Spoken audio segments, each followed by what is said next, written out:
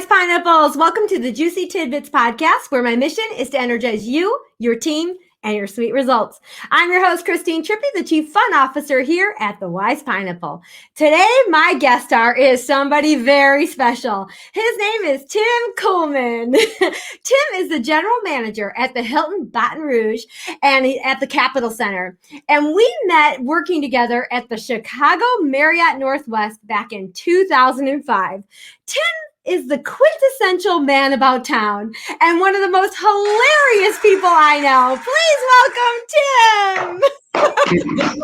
Oh, back in the day, 2005. 2005. And look at the jacket he's wearing. He is the quintessential man about town. The downtown.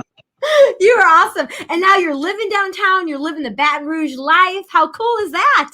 It's great. You know, through my career, I've always wanted to live my dreams. I wanted to run a hotel, 500 or more rooms, and I got the opportunity to run the Showboat. That was 1,300. And then I always wanted to run an urban downtown classic hotel in a great city. And this opportunity came up, built in 1927. It's so cool. A great opportunity. I live 2 blocks from town. I can finish work. I can have a cocktail across the street.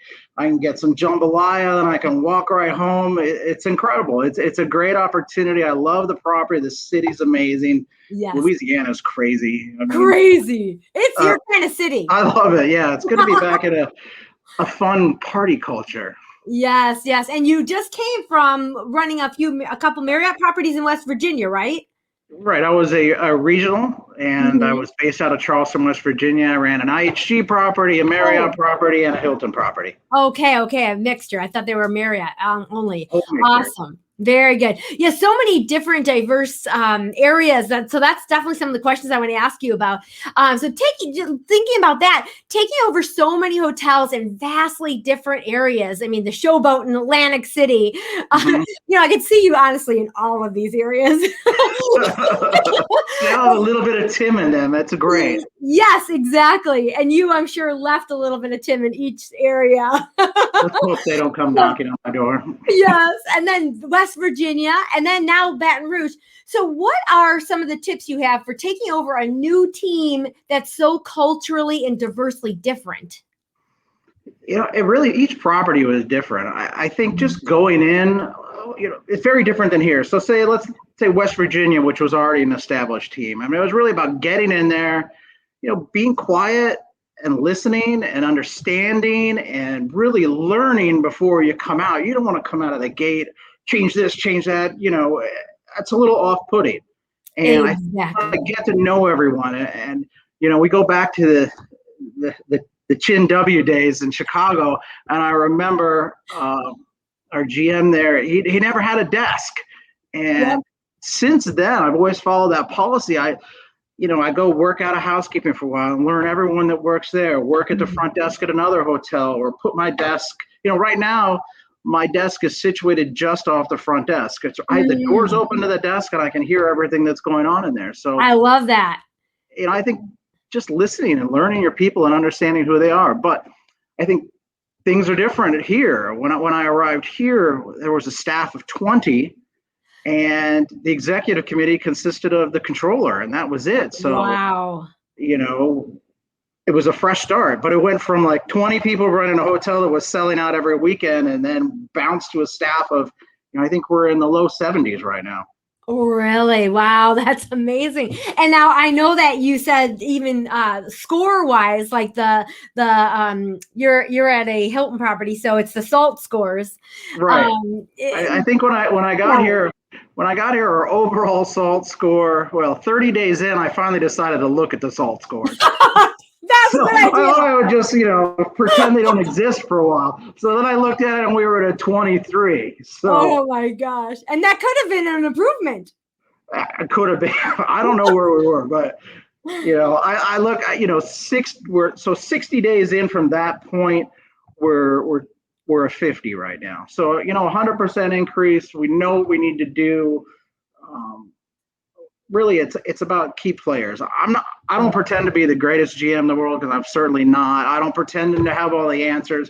It's it's really about building the team. And I didn't get hung up on the details of what the problems were until I have the team.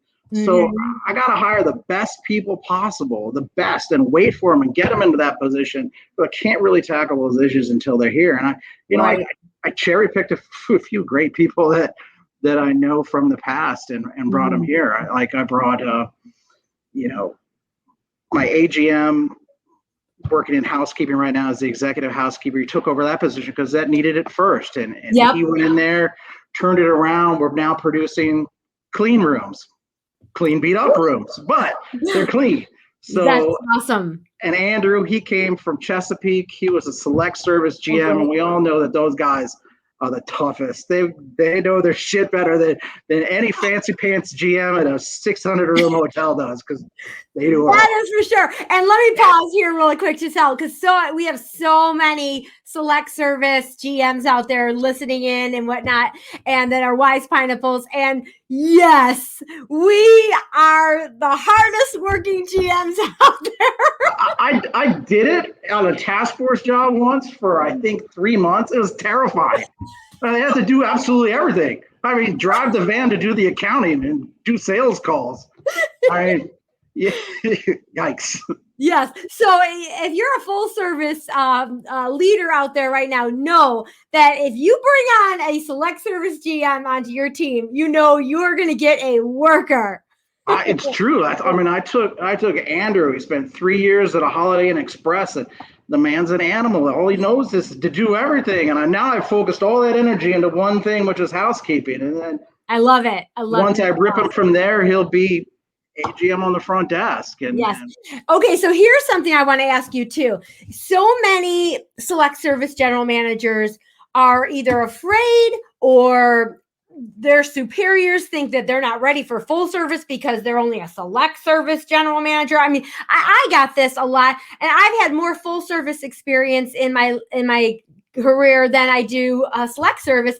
Yet, because that was my last position as a general manager, people see you as that. So what's one misconception you think people out there have about taking that step from a select service GM to a full service GM? I don't know what the misconception is. I know that the thing that I hear all the time is, well, select service people lack food and beverage experience, and F&B is such a large component of a full service hotel that these guys don't have it. But I think any great manager can do any job. I mean, you look historically. I listened to this book on the airplane today, and they talked about, it's an older book. It's from Good to Great, but talks about taking good companies to make great companies. And the guy, he's an executive, I don't remember, Hewlett Packard or something. He says, it was old story. He's like, well, this guy in World War II, he interviewed for a job and he had escaped 2 prison camps. He had no experience in the job. But I said, if that man can escape 2 prison camps in World War II, this man can do any job that I want him to do. So he hired him and he ended up being successful. So I think that, it's just a drive. Come in and push it. And you got to find a connect. I mean, someone that recognizes it, open-minded person. All I really want to do, I want to hire the best. It's about drive and having some understanding of hospitality. And you prove me that you're an ass kicker. Come on board. You're only going to do me good, Yes. And hey, guys, Tim is hiring right now. So if you're looking to go to Baton Rouge, Give me a call. To work for. And I'll tell you will laugh every day. We're putting together a good team. Yes. It's a great fun property. It's a great management company. Ownership is great. They're demanding, but they're great to work with and supportive. And it's a great place to be right now. Yeah. What is the management company you're working with now? Prism Hotels. Prism Hotels. Okay. Based out of Dallas. Out of Dallas. Oh, that's why you were in Dallas today. Yes. That's great company. And Chesapeake, your previous company, I work with them with you. Great company. Love them also. Yeah, my mentor of life, Lisa Carlson. Yes, and Parker. They were just awesome to work with. Loved teaming up with them. So one of the things I wanted to ask you is, Well, first of all, before I ask you this fun question, what is one thing that's on your initiative or your whiteboard right now that wasn't there 30 days ago? So just thinking about you're taking over this hotel that's got all this need, and you start off with so much. So like just to see the progress, what's on there now that wasn't there 30 days ago? I'm trying to keep a small whiteboard. You can't come in and put 800 items on that list. It's kind of like, I'm not going to look at the guest service scores. I'm not going to let them bring me down right now. I'm not going to wait until I have a team, until I have a plan. Let's not freak out every day and read all bad things about you because there's nothing you can do. Right. So hiring the right people, the smartest people, the people with the best drive. And then finally, our first executive committee meeting is next week because we haven't had an executive committee. So now I have enough people to do that. But really the whiteboard, I'm taking the 3 items that are the largest impact to guest service scores. I like to use the overall score as if you're firing on all cylinders in all departments, your guest service scores are going to be high. Yeah. So, right now we have a gentleman named Joe Moskovsky. He was the chief engineer at the Showboat. Huge background. He's here now with me. He's been here a week. And right now we're going to go in and PM some rooms that haven't been PM'd in a year and a half. So right now, where I said earlier, we've got clean rooms that are beat up. So what's the next goal? What's the biggest impact? Clean rooms that are not beat up, Mm-hmm. Yep. So I'm trying to keep the list low with the biggest impact and with the most focus. So the executive committee will get together every other week and we're going to talk about hitting one big item in each of the departments and love it. Focusing all the attention on that, because we know then we'll get to the next one. We have a long way to go. I mean, even as a group, we're still identifying our goals. That's part of the first one. I mean, I know I have my goals. Yeah. I know which hotel's ass I want to kick. I know which hotel's business I want to steal. I know where I want to be at guest service scores. That's the focus. It's those 3 items, but we're going to come together as a team and, I love that. And it's just like that old saying, how do you eat an elephant? One bite at a time. Correct. One bite at a time. How do you drink a bottle, Captain? It's so big of a process. I mean, it's scary. Some days I wake up and I'm like, oh my God, how are we even going to do this? I'm still running at half staff. I've got valet issues, or I don't have overnight coverage here and I don't have coverage there. And we're sold out the next 3 days. Oh my gosh. But I have 2 friends right now that are taking over really challenging properties. And we were just talking about this. I was talking about it with one person today and yesterday with the other gentleman. And it's so true. It's like, it's everything you're saying is the same thing we've been talking about. And one, he's a brand new general manager and wants to come in and wants a clean house and all. And so that was some of the advice that I was giving him, is about taking it slow, observe. Right. A lot of these people have the attitudes and the work ethic because of where they were before. And who knows what they can be under you. And the work pool out there isn't great. So really take your time. I love all the tips that you were telling, is taking your time. Ask questions. Ask your people, what would you do if you were general manager? What do you like best about coming to this work family? And just start getting that information. Getting housekeeping fixed was the start of it all. I mean, if you look, just to steal from our friend Maslow and his little triangle, at the very base is housekeeping. If you don't have housekeeping and you can't turn rooms over and you can't provide a clean room, you're screwed. Absolutely nothing else matters. You can't achieve this general managerness at the top where you're invigorating, corporate culture and all this other great stuff that you want to get to, but you can't do it without a base, and it's housekeeping. Yes. And when I first got here, we weren't turning the house over until like 10 o'clock at night, and people were screaming and it was chaos, and we're like, oh God, here comes Saturday. But each week we got better and better and better. And I remember it feels good. We finally hit it that night, and we brought in with the housekeeping team a whole bunch of crawfish, and they taught me how to eat crawfish. And we might have found some banquet champagne, and we drank that too. And I told you he was fun to work for. we celebrated this, but really it came to, the labor market. We did a wage study, and we weren't paying the right money, and we weren't offering the great stuff. And here was the opportunity. I said, well, went to the management company, I went to ownership, and they agreed to move forward and to pay the best and create the old employer choice. It's not that hard. Just rip an idea from 10 years ago. It's all there. Exactly. We paid the best. So I have great, like I said, great ownership, great management company that says, if I say, look, I know we were paying $9 an hour. The market's 11. The best hotel is 11. I need to be at 12, and we're not going to have any more problems. And we're at 12. We've got a signing bonus, a 30-day bonus, a 60-day bonus, $500 I'll pay for Christmas. You make it to December, I'm going to give you a $500 check. And That's then referral bonuses. So, Mm-hmm. and we brought back employee meal because people got to eat something good at work. I mean, why take that away? Yes. And that's one of the things I keep talking about with recruiting and retention is, we think we know what people want, but we Right. need to talk to them. We need to ask, you know what? Oh, I know one community where they just don't have any kind of public transportation. And Right. this company bought a van and they drive to and from their associates. I've heard of that. It might not be the money. It might not be health insurance. It might not be a sign-on bonus. Maybe they need a meal every day. Right. Figure out what they need and make it happen. And make it happen.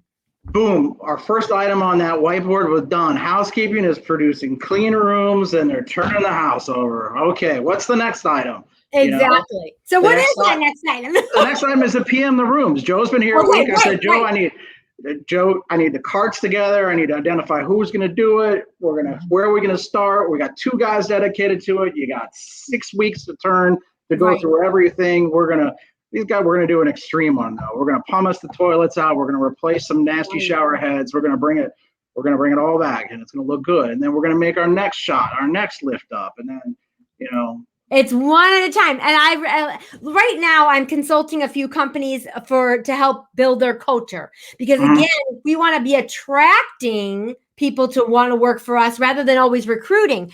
So we're working on the culture and I have my 3 phases that we're working on right now. And the first one is to how many times have you worked for a franchise company and knew about the name on the building, Marriott, Hilton, Holiday Inn, whatever that might be, but you knew nothing about the people who cut your check. Mm-hmm.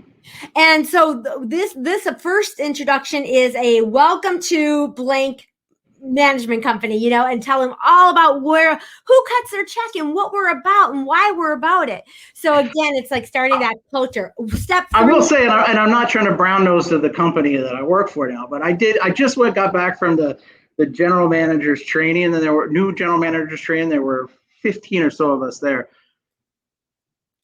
And the entire thing was taught by the president and the CEO. I'm telling you, the entire thing. I've never seen that in my life. So it was impressive. Yeah, very. You mean the whole thing was given by the president? I would say, well, he had different people come and speak, but he did most of the presenting throughout the entire event. That's awesome. I was 2 days of this, so I've never seen that. I'm completely impressed. Mark is an amazing person to work with, and you leave that thing and you want to go through hell for the group. It's pretty. That's pretty easy. That's culture. That's what we're all trying to strive for. Absolutely. I love it. I love that so much. Okay. And now I gotta come back here and build the same in. So I got a lot of work to do. I sat on the airplane taking notes and getting ready and coming back. Not that we're on a great track before, but I think you got to get away and you got to get some new ideas and you got to just decompress. You got to throw the cell phone away for a day or two and really just think about what's important. I mean, invest in you so that you can invest in them. Right. Yes. That's the key. And that's what I really wanted these juicy tidbits to be all about. I want to re-energize all of our leaders out there. Everybody's been so beaten over the last 18 months. And every day I just want to keep slamming with more positive energy and investment to help you go back to your hotels energized. It's the turn. The turn is now. I know that all kinds of markets are different and different owners are in different situations and some are slower to release the funds to make it happen. But I think that if you're not with a company that you love, right now is the time to switch too and go find the right fit for you. Exactly. I mean, there's craziness going on as far as wages and salaries and opportunities are out there. And if you're a select service GM this is your opportunity to make a jump. You might not jump to a full service position. You might. You I might. don't know. I mean, if you got a lot of Holiday Inn experience, you might go to a good full service Holiday Inn that's 110 rooms. It's the perfect next step. Right. But those opportunities are everywhere. The market was decimated. They let a ton of people go. You know, a lot of them left. A lot of them left. A lot of them are retired now. Who knows? I mean, there's great opportunity. And if you're not with the right company, now's the time to switch, make that move, I think. Yes, I 100% agree. I just did a post not too long ago calling out to all AGMs. This is your time. So many AGMs think, oh, yeah, no, I don't want to be that GM. I'll just keep running the place. My friend, I was you too. It's your time. It's time for you to be the queen or king of your castle. Yeah, I mean, we look at Andrew, who was a select service GM for the past 3 years, and you know, he doesn't have a lot of the food and beverage experience, but as AGM of this property, running the night, because we're going to operate, remember, Weingarten and Hammond style, where the AGM is 3 to 11. He works, you know, Tuesday through Saturday. It's the opposite. You're basically co-GMs at different hours. Right. So, you know, he is running the food and beverage throughout the night. He's in charge of the restaurant. He's in charge of the kitchen that's happening. The banquets are. So he's going to gain this food and beverage experience that he's always wanted or needed to move himself. So now he does his 2 years with me, and he's ready for a GM position, either hopefully with Prism or somewhere else out there. And, you know, the one thing I look back at my entire career is watching people that have started out as housekeepers or waiters or whatever and have moved up, and now they're GMs and they've got houses and families, and it's incredible. It's the best thing. I mean, I've made a lot of owners a lot of money, but that's not the most important thing. The one takeaway is looking at my Facebook page and just seeing the people with the kids and their boats and their cars, and they're having a great life. And that's what it's all about. And if Andrew needed to be the GM of a full service hotel, I did my job. I did another thing in my life that I can be proud of. And that's all I'm going to have to take away from this industry. Yeah, I love that. And I couldn't agree with you more. There's not a week that goes by that I don't get someone who says, Christine, I've got a great starfish story for you, or a great yes story for you, or that, you know, and the thought that some of these people I met decades ago are still thinking about the stuff that I inspired them with. It just, there's nothing that's better than that. There's nothing. You got to have everyone. I mean, you have inspired me from the day I met you. So, I mean. Oh, thank you. Well, I feel the exact same. All right. Okay. So now I know that we were going to, I feel like I asked you all these questions that gave up all the tips you were going to give. Were there any tips left on your list to give for taking over a new hotel? Or did we talk about them all? Be humble. Be humble. Humility, integrity, ethics. Be humble, care for the people that you work with, look out for them, get to really know them. I mean, we have so many people from so many different situations. Don't be an asshole. It's pretty easy. Be a great supportive GM. These people will walk through hell for you, and you'll walk through hell with them, and that's the proof. And lead by example. And I'm telling you, run through hell, and they're going to run right behind you with you. So. Absolutely. And I just had a conversation with Craig Poole. He's an amazing hospitality leader. And his whole thing is follow me and I'll be behind you. And his thought on that is that I will be the example for you. And if you follow me, I'm going to be behind you the whole way. Right. And he's awesome. You'd really dig Craig. I'll have to connect you to. But I also say I have my cheesy. I love cheese. I'm like the snowplow of greatness. My job is to knock the barriers out of your way so you can become a great manager. Yeah. I'm not doing it. I'm not micromanaging. My job is to get those barriers out of the way no matter what they are so that you can. I've hired the best. You're the best. Yes. How can I help you? What BS can I clear out of the way so that you can excel? That's my job. My job is not to do your job. It's to get the bullshit out of the way and so you can be successful. Yes, that's perfectly said. Perfectly said. The bulldozer of what? Bulldozer? The snowplow. It's my Montana background. So snowplow to greatness. Snowplow to greatness. I'm going to write that down.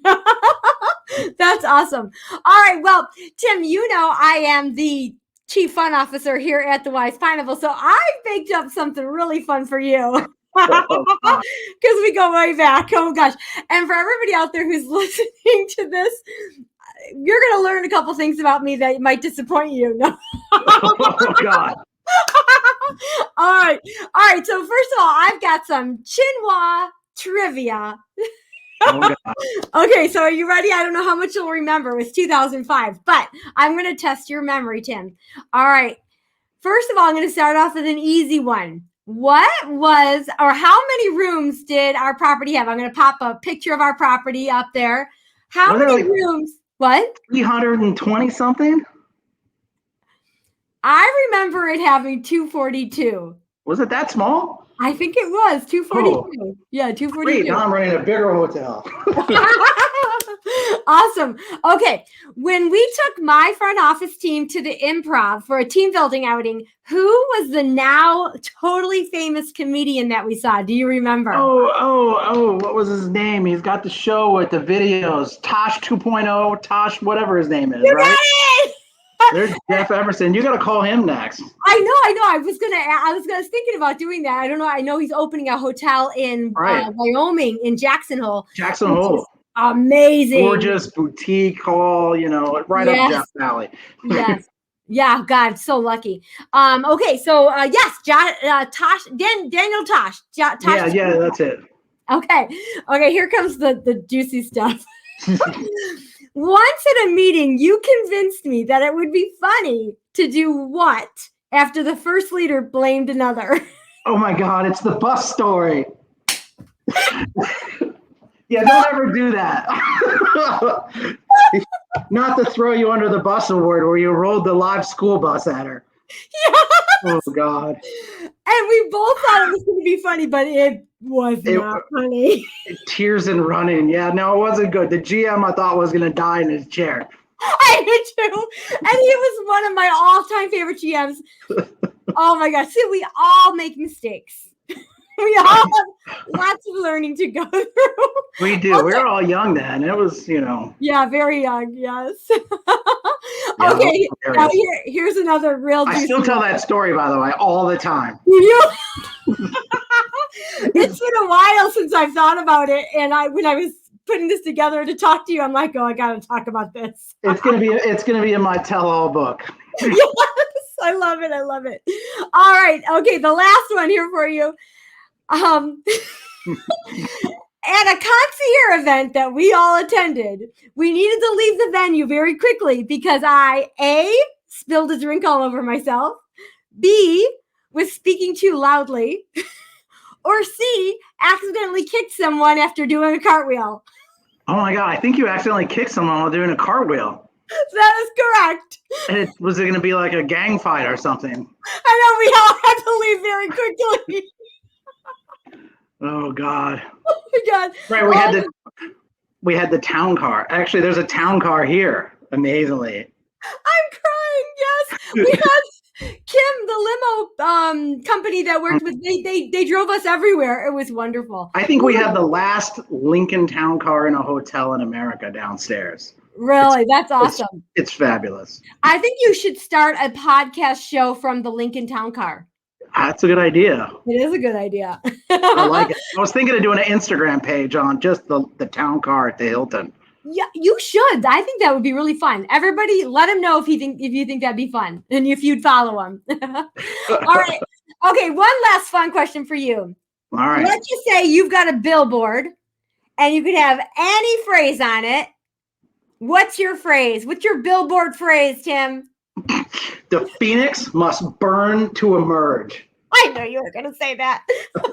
I mean, it's everything. It's the industry. It's COVID. It's this hotel. I mean, this hotel's burned. Now we're going to emerge and we're going to kick everyone else's ass in the city of Baton Rouge. So, yeah. Absolutely. No matter how low you get, no matter how difficult the situation is, no matter what, you can be completely destroyed, but you can come back to life and you can fly again and you can be this gorgeous, beautiful bird flying through the air. I mean, I think that saying's back from like some Greek or Roman thing, but I love it. It's great. It's so true too. Say the phrase again. The phoenix must burn to emerge. That's right. We've all been, especially after this last year.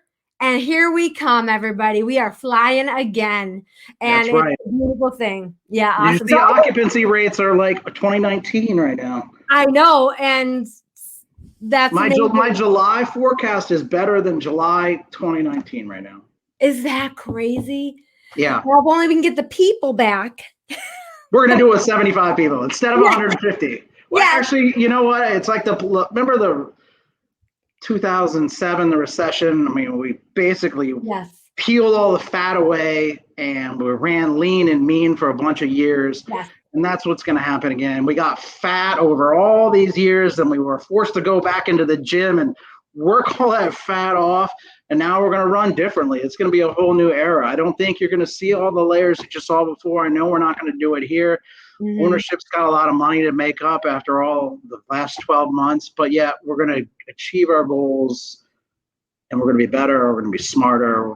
We're going to take all the lessons. I think that if there's anything good from all this, maybe it's created a bunch of hell-raising, crazy, incredible GMs and managers and line-level staff that have worked through hell and, they're getting really creative.